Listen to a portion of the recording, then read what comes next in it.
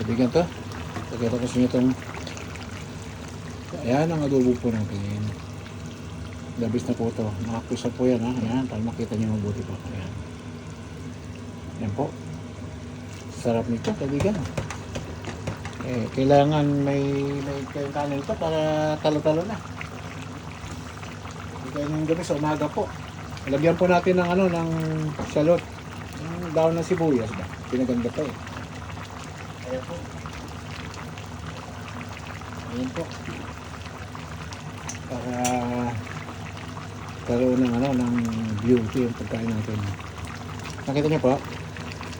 Ito susunod nyo.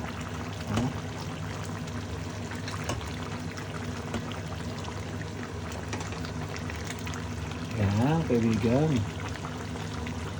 Sili na may carrots pa, may patatas pa. Ayan, Yan, kita niyo po. Kumpito po yan, kaibigan. Dali, malanggoy ng adobo.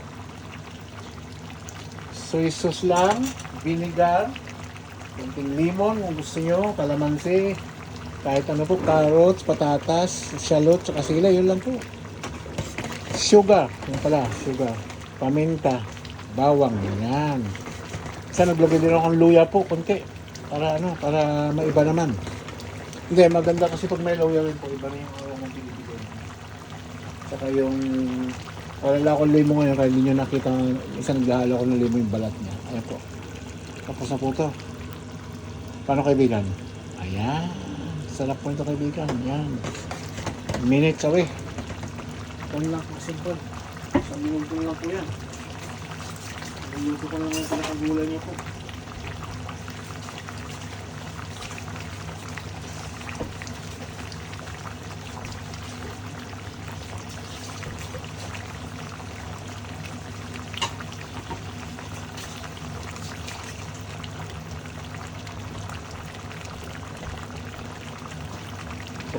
Usap natin kaibigan, ayan ganda kaibigan ko. Sana kayo sa kainan po ayan, ganda labis na po ito, labis na ayan.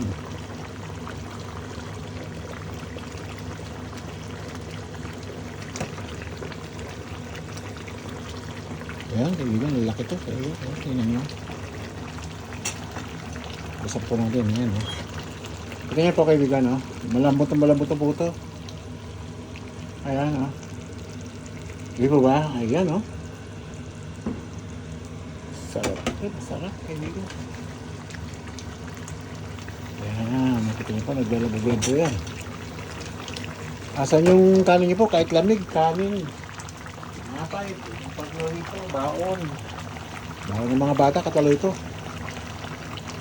Gandang gabi muli sa ating lahat po. At ito tapos nating adobo. Kain na po tayo.